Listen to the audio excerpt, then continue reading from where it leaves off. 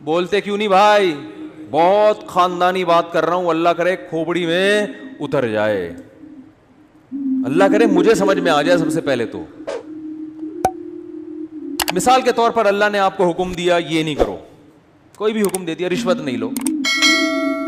آپ نے اللہ سے بغاوت کی, رشوت لے لی, کسی مفتی عالم کے پاس جاؤ گے, بھائی مجھ سے گناہ ہو گیا میں کیا کروں, وہ اس کی تلافی کا طریقہ بتائے گا. یار جس سے لیے اس کو واپس کر دو, وہ نہیں مل رہا تو اس کی طرف سے صدقہ کر لو, خود غریب ہو تو خود رکھ لو, پھر توبہ کر لو, آئندہ نہیں لوں گا.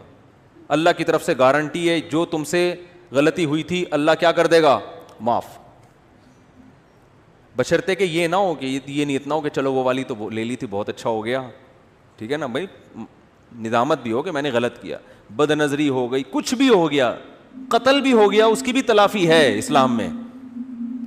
جان جان کر یہ سوچ کے قتل کرنا کہ میں توبہ کر لوں گا, یہ تو ٹھیک نہیں ہے. ایک مثال ہے, کسی سے ہو گیا بھی, توبہ کا دروازہ کھلا ہے, اس کا بھی حل ہے. لیکن فطرت سے جب بغاوت کرتا ہے نا انسان, یہ دینداروں کی بات کر رہا ہوں, ایک بڑا معاشرے میں فالٹ آ گیا ہے, وہ فطرت سے بغاوت پہ اتر آتے ہیں. فطرت اور نیچر سے جب لڑو گے نا تو اللہ نے نیچر کو ایسا بنایا ہے کہ نیچر معاف, بولتے کیوں نہیں بھائی, نہیں کرتی, وہ نہیں معاف کرتی. مثال کے طور پر آپ نے حرام کھا لیا, کیا کھا لیا آپ نے, چوری, کسی کے مرغی رکھی ہوئی تھی یا مرغی گھوم رہی تھی, چوری کر کے بسم اللہ اللہ اوپر پڑھ کے ذبح کیا, آپ نے کھا لی, حرام کھا لیا نا آپ نے. مرغی کھانا کیا ہے, حرام ہے نا, چوری کی مرغی ویسے تو حلال ہے, حرام کھا لیا, اس کی تلافی ہو جائے گی, ٹھیک ہے نا. اللہ نہ کرے خنزیر کھا لیا کسی نے, اس کی تلافی ہو جائے گی, بھائی توبہ استغفار کرو, اب کھا لیا تو آئندہ نہ کھاؤ, گڑ گڑاؤ, جتنا بڑا گناہ ہوگا اتنا زیادہ گڑ گڑاؤ. لیکن آپ نے زہر پی لیا, یہ جو زہر آپ نے پیا ہے نا, اور پیا بھی جان کے نہیں ہے, آپ سمجھے کہ اس بوتل میں زمزم رکھا ہوا ہے, حالانکہ کیا رکھا ہوا تھا, زہر. پہلا گناہ جان کر کیا, توبہ سے تلافی ہوگی. دوسرا گناہ بھی نہیں ہے, کیا بھی بھولے سے, غلطی سے, لیکن وہ زہر ہے, اس کی تلافی نہیں ہوگی, کیونکہ اللہ کی نافرمانی نہیں ہے. یہ کس کی بغاوت ہو رہی ہے, فطرت کی. فطرت تو یہ بھی نہیں دیکھتی کہ تو جان کے غلط کر رہا ہے یا غلطی سے غلط کر رہا ہے. اب جب زہر آنتوں میں اترے گا, جتنی مرضی توبہ کر لو, اے اللہ آئندہ میں جب بھی بوتل کا ڈھکن کھولوں گا 100 دفعہ سونگوں گا, پہلے کسی کو ٹیسٹ کراؤں گا, اس کے بعد میں پیوں گا, اس دفعہ معاف کر دے, میری آنتیں نہ گلیں, اس دفعہ معاف کر دے, آئندہ نہیں کروں گا. لاکھوں میں کروڑوں میں کوئی ایک معجزہ ہو جائے تو ایک الگ بات ہے, لیکن اللہ کا قانون یہ ہے کہ بھائی معاف تو میں نے کر دیا, تو نے بے احتیاطی کی, لیکن جو زہر ہے نا وہ معاف نہیں کرے گا, وہ تیری آنتوں کو گلائے گا اور تو مرے گا. نہیں آ رہی میرا خیال ہے بات سمجھ میں, بہت مشکل ہے. دیندار آدمی پتہ ہے کیا کرتا ہے, جو فطرت نے اصول, قدرت اللہ نے اصول, فطرت بھی اللہ نے بنا, زہر میں اللہ نے خاصیت رکھی نا کہ آنتوں کو گلائے گا. آگ میں جلانے کی خاصیت کس نے رکھی ہے, اللہ نے. آپ کا پاؤں پھسل گیا, لوگ کہہ رہے ہیں یار یہاں احتیاط سے جاؤ, نیچے آگ جل رہی ہے, پاؤں پھسل سکتا ہے. آپ نے کہا ابے میں بڑا فنٹر ہوں, کچھ نہیں ہوتا ہے یار, میں گیا اور پھسل کے آگ میں گر گئے. یہ گناہ کیا نا آپ نے کہ احتیاط. اب آگ میں جیسے ہی گرے آپ نے اللہ سے معافی مانگی, اللہ مجھے معاف کر دے, میں نے بے احتیاطی کی. بے احتیاطی بھی ایک جرم ہے, اللہ فوراً کیا کر دے گا, معاف, کہ بھائی میرا بندہ توبہ کر رہا ہے, معاف. اللہ مجھے معاف کر کے آگ سے نکال لے اب, کیونکہ میں غلطی سے گرا ہوں, تو معاف. اللہ کیا کہے گا, ونس اپون اے ٹائم, ایک دفعہ ایسا ہوا تھا, ابراہیم آگ میں گئے تھے, میں نے بچا لیا تھا, بس یہ ابراہیم کے ساتھ ایسا ہوا, اور ہو سکتا ہے 2-4 اور ایسے واقعات ہو گئے ہوں. قانون یہ ہے کہ آپ کا گناہ تو میں نے معاف کر دیا, مگر جس غلطی کی وجہ سے آپ آگ میں سلپ ہوئے ہو, آگ کو میں نے پرمیشن نہیں دی کہ وہ تجھے معاف کر دے. اس کا کام ہے جلانا, وہ جلا کے چھوڑے گی. بات آ رہی ہے سمجھ میں؟ آج ہمارے ہاں بہت سے مسلمان اللہ کی تو نافرمانی کر ہی رہے ہیں, لیکن ساتھ ساتھ فطرت سے بھی لڑ رہے ہیں. دیکھو انگریز کوشش کرتا ہے نیچر سے نہ لڑے, کیا مطلب, کامیابی کے جو دنیاوی اسباب ہے نا وہ اختیار کرتا ہے, وہ تبھی کامیابی جو دنیا کے لحاظ سے جس کو وہ کامیابی سمجھتے ہیں وہ کامیاب ہوتے چلے جا رہے ہیں. کیونکہ اللہ کا قانون ہے کہ بھئی کوئی کافر بھی اگر اسباب اختیار کرے گا نا, جس چیز کا جو سبب میں نے رکھا ہے. دیکھو اس کی ایک مثال دیتا ہوں, آپ بے احتیاطی کر رہے ہو, آپ بھی آگ میں گر گئے اور کافر بھی گر گیا بے احتیاطی سے, تو آگ یہ نہیں دیکھے گی کہ یہ چونکہ کلمہ پڑھنے والے, اس کو بچا لو, وہ کافر ہے اس کو کیا کر دو, جلا لو. یہ آگ یہ نہیں دیکھے گی. اسی طرح آپ مسلمان تھے, آپ نے بے احتیاطی کی اور کافر نے اس راستے کو اختیار نہیں کیا, تو اب آگ یہ نہیں دیکھے گی کہ وہ کافر ہے تو احتیاط کر رہا ہے پھر بھی جلاؤ اس کو, نہ نہ نہ نہ, بلکہ آگ اس کو اس تک نہیں پہنچے گی, آگ وہ بچ جائے گا. دنیا کی آگ کی بات کر رہا ہوں. تو دنیا میں اللہ تعالیٰ نے کامیابی اور ناکامی کو کس کے ساتھ جوڑ دیا ہے, اسباب کے ساتھ. جو جس چیز کا سبب ہے نا, وہاں تک پہنچنے کے لیے وہ سبب آپ کو اختیار کرنا پڑے گا. اس سبب کو اختیار کیے بغیر وظیفے, دعائیں اور آشرواد لے لینا, کسی سے جا کے سر پہ ہاتھ پھیر دیں گے حضرت جی تو میری شادی ہو جائے گی, نہیں ہوگی شادی آپ کی. کیونکہ سب سے بڑا مسئلہ آج کل یہی بنا ہوا ہے نا, تو اس لیے مثال ذہن میں آ جاتی ہے. آج ایک صاحب آئے میرے پاس ملنے کے لیے, مفتی صاحب میں 40 سال کا ہو گیا, میری شادی نہیں ہو رہی. میں نے کہا کیوں نہیں ہو رہی؟ کہہ رہے ہیں یار میں پتہ نہیں, میرا مائنڈ ہی اس کے لیے تیار نہیں ہوتا, تو میرے لیے دعا کر دیں کہ میری شادی ہو جائے. میں نے کہا تو کر ہی نہیں رہی, کر ہی نہیں رہا, تو میں یہ دعا کر دیتا ہوں آپ کا مائنڈ بن جائے. تو میں نے کہا بنانے کی کوشش کرو گے تو بنے گا نا. تو بہت بڑا مسئلہ ہمارے ساتھ یہ ہے کہ صحت کے معاملے میں بھی, پڑھائی کے معاملے میں بھی, اور بزنس کے معاملات میں بھی, دین کے معاملات میں بھی. دین میں بھی تو یہ ہے نا کہ جنت کے اسباب اختیار کرو گے تو کہاں جاؤ گے, جنت میں. تو اس میں بھی جنت کے اسباب بھی اختیار کرنے کے لیے تیار بولو نہیں ہے. جنت کے اسباب ہے گناہ چھوڑو, گناہ نہیں چھوڑتے, اور پتہ نہیں ایران توران کیا کچھ کر لیں گے, وظیفے پڑھ لیں گے, 5 لاکھ دفعہ آیت الکریمہ پڑھ لی, فلاں نے پڑھ لی, یہ کر لیا, وہ کر لیا, اور فلاں کو کھانا کھلا دیا. بھائی جنت میں جانے کا سب سے پہلا سبب کیا ہے کہ جس چیز کو اللہ نے حرام کہہ دیا اس سے آپ کو بچنا ہے. گناہ چھوڑنا ضروری ہے. اپنے عقیدے کو توحید کے بغیر جنت میں نہیں جا سکتے. کتنے اچھے بن جاؤ, شرک پر اگر ہے. دیکھو جیسے دنیا کا کے اسباب ہوتے ہیں نا, کہ جب تک محنت نہیں کرو گے, صحت کی کوشش نہیں کرو گے تو صحت بنتی نہیں ہے. یہ تھوڑی کہ اٹرم پٹرم جو مرضی کھاتے رہو اور آپ پھر بھی صحت مند, ایسا نہیں ہوتا. یہ جو لوگ کہتے ہیں نا فلاں سب کچھ کھا جاتا ہے پھر بھی ٹھیک ہے, ایسا نہیں ہے. ایک وقت اس کو بھی بریک لگانی پڑتی ہے, اس کو روکنا پڑتا ہے اپنے آپ کو. اور جو پھر بھی کچھ نہیں ہو رہا ہے اس کا مطلب ایک ہی دفعہ میں ہونے والا ہے, اس کو ایک ہی دفعہ میں پھٹ جائے گا بیٹھا بیٹھا.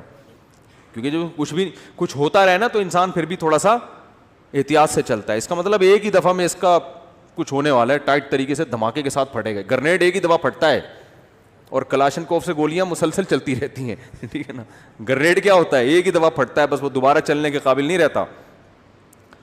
تو آخرت میں جانے کا سبب بھی ہے, تو وہ سبب اختیار کیے بغیر ہم انگریز کو کہتے ہیں نا دنیا میں کامیاب ہے مگر آخرت میں نہیں ہے. کیوں نہیں بھائی, تم آخرت کا سبب اختیار کرتے ہی نہیں ہو. آخرت میں جانے کے اسباب کیا ہیں؟ عقیدہ توحید ہے, رسالت ہے, پھر جو اللہ نے جس کو حلال کیا اس کو حلال سمجھو, جس کو حرام کہا اس کو حرام سمجھو. پھر لوگ ہم سے لڑتے ہیں کہ یہ سائنسدان کیوں جنت میں نہیں جائیں گے, انہوں نے تو اتنے نیک کام کیے. او بھائی جنت میں جانے کے لیے تھوڑی کیے انہوں نے, دنیا کے لیے کیے ہیں. تو دنیا آج ان لوگوں کو بڑے اچھے القاب سے یاد رکھتی ہے, یار اس نے بلب ایجاد کیا. اب بلب کے رشتہ داروں کو گالیاں دینا الگ بات ہے, لیکن بلب بنانے والے کو گالیاں کوئی بھی نہیں دیتا. پاکستانی قوم بلب کے رشتہ داروں کو گالیاں دیتی ہے, لیکن بلب بنانے والے کو الحمدللہ گالیاں نہیں دیتی, اور دینا بھی نہیں چاہیے گالیاں. بھائی اس نے ہم پر احسان کیا, بلب بنایا, تو احسان کا بدلہ اس کو دنیا میں مل گیا. اس نے کون سا صدقہ جاریہ کے لیے آخرت کے لیے بنایا تھا. تو جو دنیا میں کر رہے ہیں دنیا کے لیے کر رہے ہیں, آخرت میں کوئی حصہ نہیں. اللہ نے بتا دیا تم نے آخرت کے لیے کیا ہی نہیں ہے, کیونکہ تمہارا تو آخرت پر ایمان ہی نہیں ہے.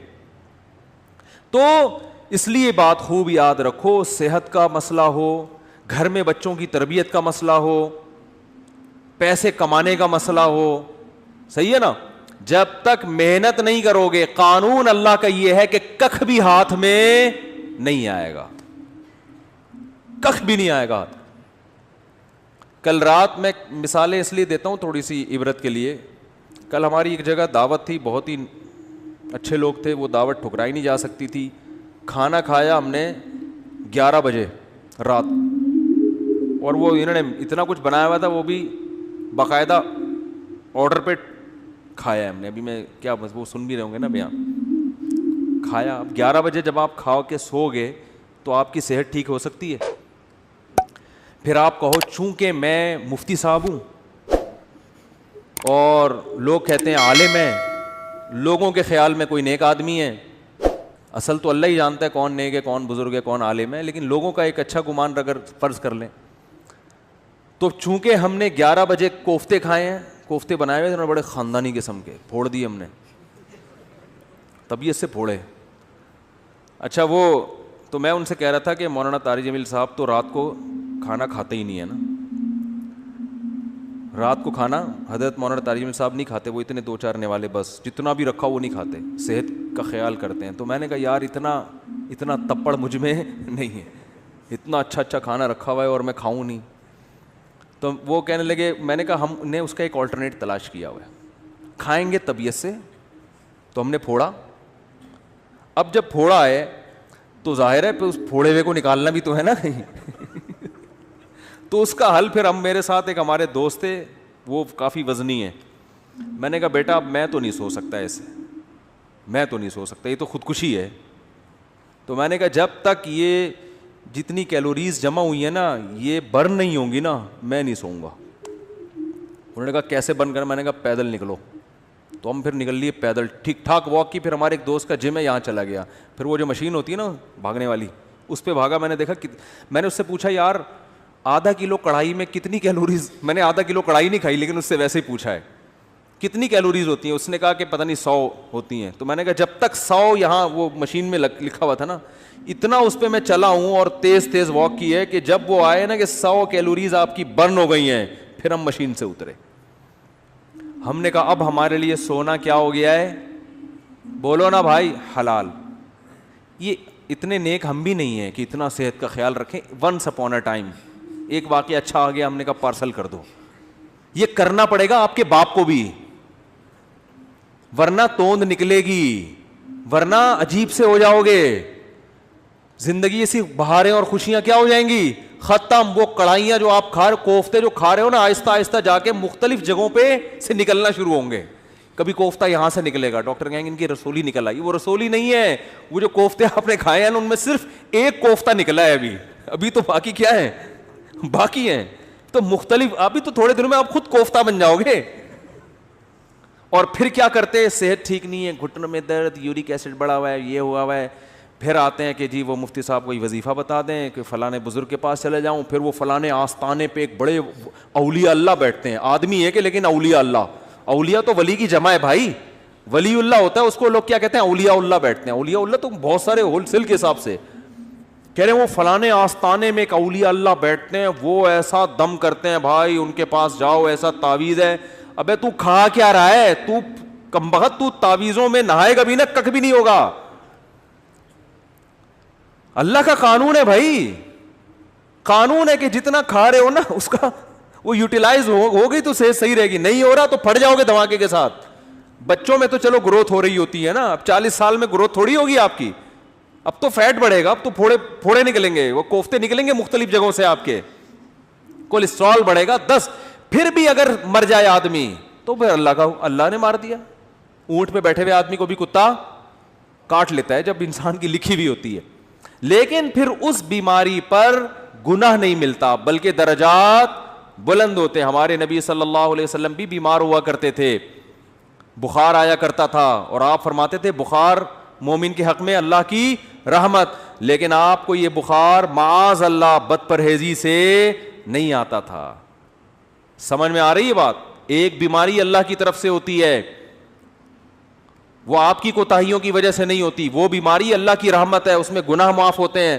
آج جو میجورٹی بیمار ہو رہی ہے وہ اللہ کی خوشی سے نہیں ہو رہی، وہ اپنی حرکتوں سے ہو رہی ہے، اور اس میں امیدیں لگا کے بیٹھے میں بہت ثواب ملے گا، میرے گردے فیل ہو گئے ہیں، مجھے بہت زیادہ کیا ملے گا، ثواب ملے گا، میرے گردے فیل ہو گئے. میں نے ایک صاحب کو کہا، میں نے کہا اپنا بی پی چیک کرا لیا کرو، آپ کے مجھے دماغ کی سیٹنگ کیا لگ رہی ہے، آؤٹ لگ رہی ہے.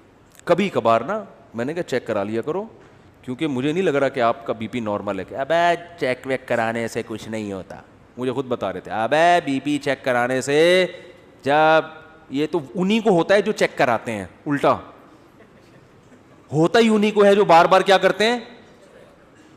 میں نے کہا کتنے بلڈ پریشر کے مریض ہیں ہمارے معاشرے میں, یا تو نہ ہوتا نا یہ, پھر خام خامے وہمی بن کے بلا وجہ جا رہے ہو.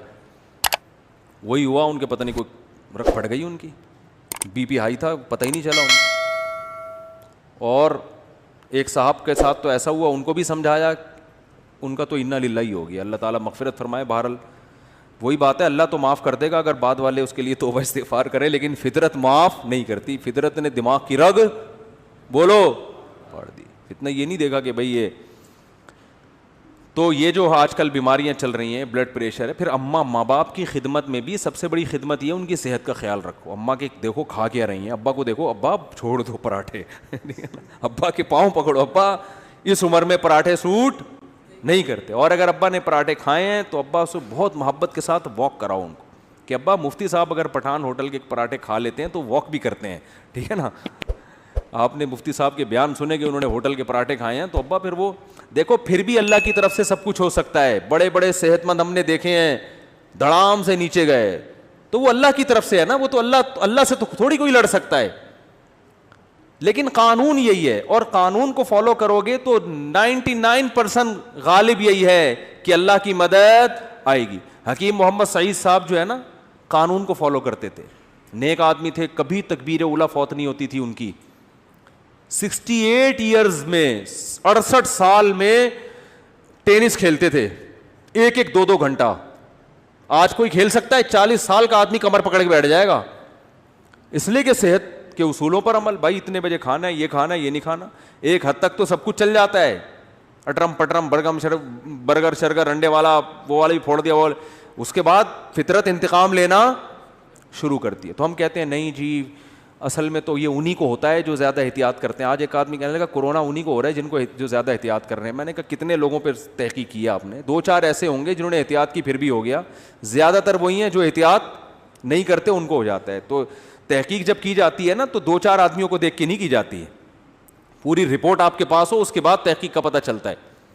تو میرے بھائی, مسلمان کے ساتھ بہت بڑا مسئلہ یہ ہے کہ وہ کامیابی کے اسباب اختیار نہیں کرتا. صرف ایک صحت کی مثال میں اس لیے دیتا ہوں کہ صحت کا ایشو تو ہر ایک کے ساتھ ہے نا بھائی. ہر آدمی تاجر تھوڑی ہے, بزنس مین تھوڑی ہے.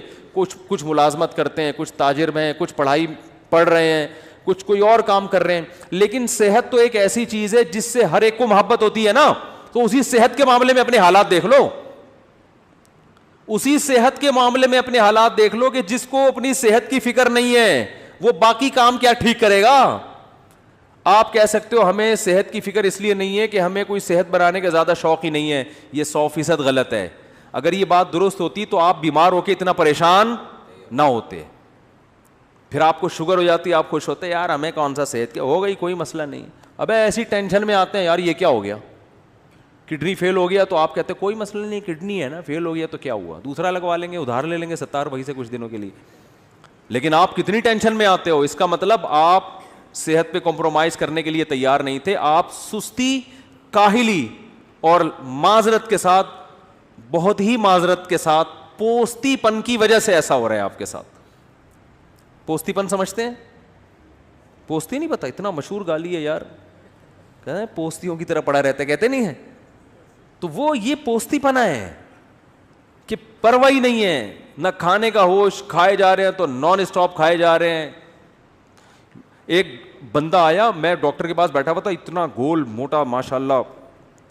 ڈاکٹر کے پاس آیا, کہہ رہا ڈاکٹر صاحب میرا پیٹ بھی بڑھ گیا, وزن بھی بڑھ گیا ہے, میں چاہتا ہوں یہ وزن کم ہو جائے, لیکن اللہ کا واسطہ مجھے واکنگ کا مشورہ نہ دینا.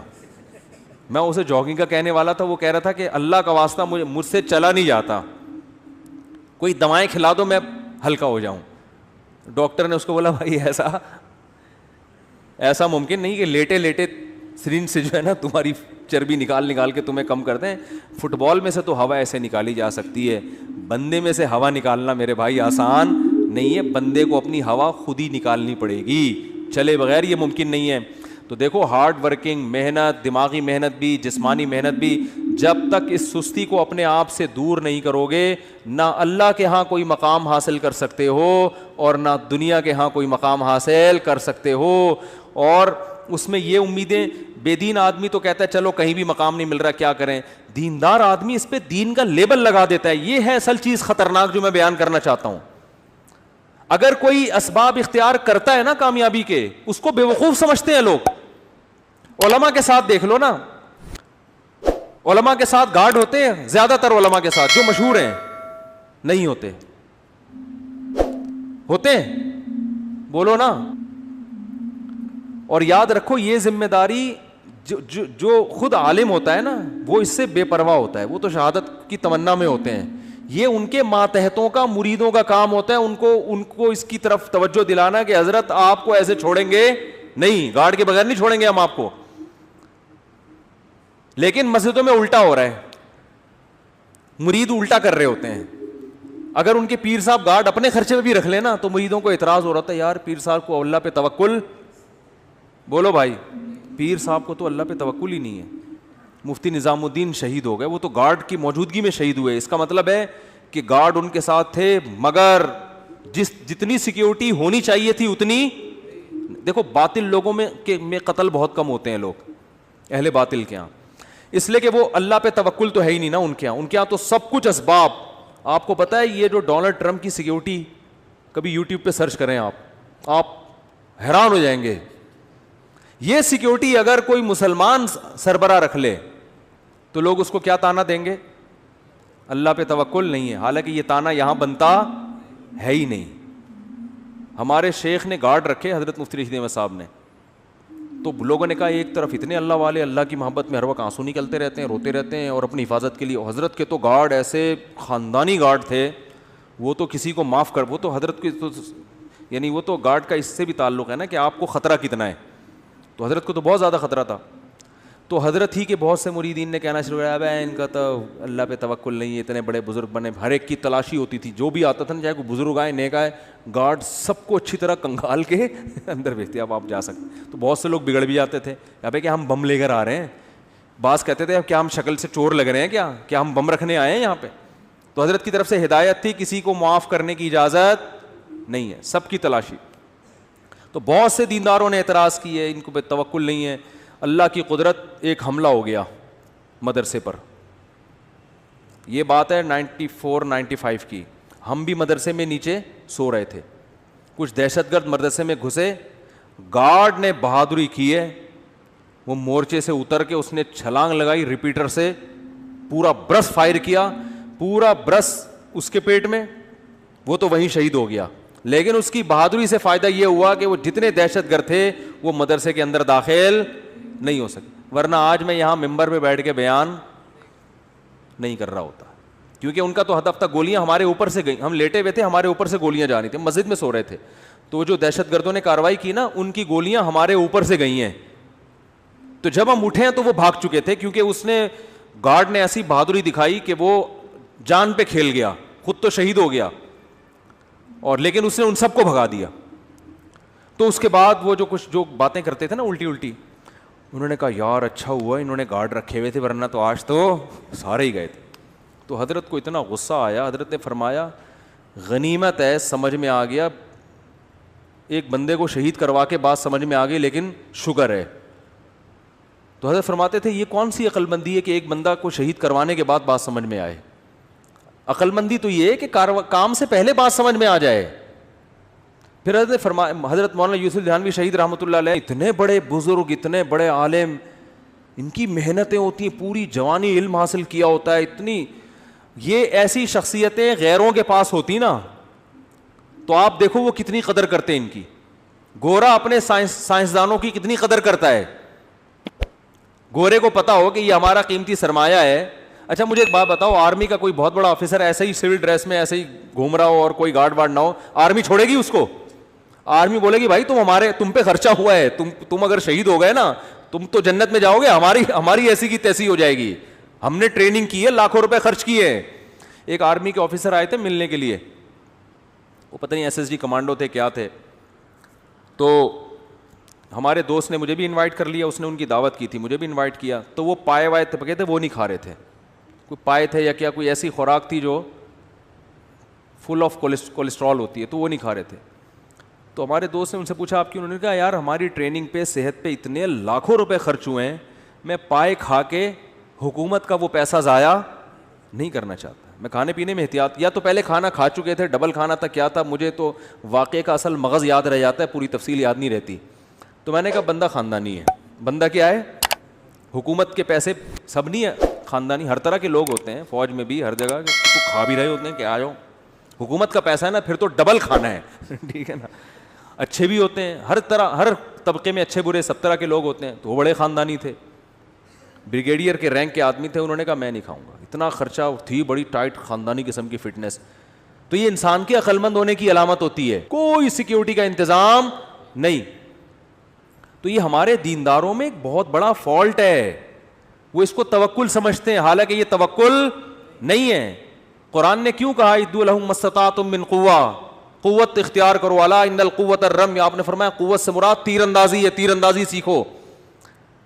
تو خلافت عثمانیہ جو قائم ہوئی ہے, محمد بن فاتح نے دنیا کی سب سے بڑی توپ بنوائی اپنے سائنسدانوں سے, اس کے بعد اس قلعے پہ حملہ کیا ہے. اس کو پتا تھا یہ غلیلوں سے فتح ہونے والا نہیں ہے, نہیں ٹوٹیں گی. بہت دنیا کی سب سے بڑی توپ اس وقت کی بنائی تھی اس نے کہا اس کے بعد حملہ ہوگا تو ہٹو بچوں ہوگا کام. تو یہ اسباب کے ساتھ اللہ نے دنیا کو جوڑ دیا ہے. ہاں مسلمان اسباب اختیار کرتا ہے, نظر اسباب پہ نہیں رکھتا. اسے وہ بہاری بھائی کا مقولہ ہر وقت یاد رہتا ہے کہ اگر انسان کی شامت آتی ہے تو اونٹ پہ بیٹھے ہوئے آدمی کو بھی کتا کاٹ لیتا. ہمارے ایک دوست بہاری تھے, باتیں بڑی کرتے تھے, تو وہ کہتے تھے کہ دیکھو جب انسان کی شامت آتی ہے تو اونٹ پہ بیٹھے ہوئے آدمی کو بھی کتا, حالانکہ کتے کے لیے وہاں جانا آسان کام نہیں ہے, کنوینس کا مسئلہ ہے بھائی, اس کو تو پوری رینٹ پہ گاڑی لینی پڑے گی. تو جب موت آتی ہے تو کتا کاٹ لیتا ہے. تو جب آنی ہوتی ہے میرے بھائی تو پھر تو 20 گارڈ بھی ہوں, گارڈ ہی دشمن بن کے مار دیتا ہے. جب آنی ہوتی ہے تو آپ صحت کا جتنا مرضی خیال کرو, ایک چھوٹا سا وائرس آپ کی ناک میں داخل ہو کر آپ کی ایسی کی تیسی کر دیتا ہے. ایک کینسر کے اسپیشلسٹ تھے, انہوں نے بتایا کہ بعض دفعہ ایک ایسے آدمی کو کینسر ہوتا ہے جس کے کینسر ہونے کا دور کا امکان نہیں ہوتا. میڈیکل سائنس حیران ہوتی ہے اس آدمی کو کینسر ہو کیسے گیا. تو اللہ سے تو نہیں لڑ سکتے, لیکن عام طور پہ ایسا ہوتا نہیں ہے. عام طور پر قانون یہی ہے کہ جو حفاظت کرے گا اس کی حفاظت ہوگی, جو صحت کا خیال کرے گا اس کی صحت ٹھیک رہے گی, جو پیسہ کمانے کے لیے محنت کرے گا اللہ اس کو پیسہ دے گا, جو پڑھائی پہ محنت کرے گا آگے نکلے گا. ایسے ایسے پاکستانی یا یو ایس اے یو کے میں جنہوں نے, یہاں بلوچ ایک لڑکا بھی, اس کی معلومات مجھے ہوئی, میں انشاءاللہ پوری ڈیٹیل لے کے آپ کو اس کے بارے میں انشاءاللہ بتاؤں گا, کہ بلوچستان میں پیدا ہوا, اردو بھی نہیں آتی تھی. اس نے ایک عزم بنایا کہ یار میں نے یہاں تک پہنچنا ہے, اور آج امریکہ میں بیٹھا ہوا ہے. وہ امریکن گورنمنٹ اس کو بڑا پروٹوکول دے رہی ہے, اتنی ترقی کی اس نے. تو بیٹھے بیٹھے مکھنچوؤں کی طرح یہ والا وظیفہ پڑھ لو, وہ والا وظیفہ پڑھ لو, فلاں کی سر پہ ہاتھ رکھوا لو, استخارہ نکالو. استخارہ سب سے آخری حل مسلمان کے پاس کیا ہے؟ استخارہ نکالو. اگر استخارے میں یہ نکلا ہے تو اس کا مطلب تم اب A1 گریڈ سے پاس ہو جاؤ. استخارے میں یہ نکل آیا, گئے کام سے. خواب میں نیلا آ گیا, یہ ہو گیا, پیلا آ گیا, یہ ہو گیا, گلابی آ گیا, یہ ہو گیا. خوابوں کی دنیا سے ٹھیک ہے, خواب بھی نبوت کا ایک حصہ ہے, تو پہلے اپنی ذمہ داری پوری کر لو, پھر اچھا خواب آ جائے تو چلو اللہ کی طرف سے بھی تسلی مل رہی ہے. وہ ایک خاتون کا واقعہ میں سناتا ہوں نا, مجھے کہنے لگی میرے بھائی کا انتقال ہو گیا, مجھے خواب آیا کہ وہ اچھی حالت میں ہے. میں نے کہا چلے اللہ سے امید کی جا سکتی ہے. کہنے لگی بہت نیک تھا, اتنا نیک مفتی صاحب کیا بتاؤں. اچھا, میں نے کہا ماشاء اللہ. میں نے کہا نماز پڑھتے ہیں؟ نہیں, نماز تو کبھی نہیں پڑھی بیچارے نے. میں نے کہا پھر تو واقعی بہت نیک تھا.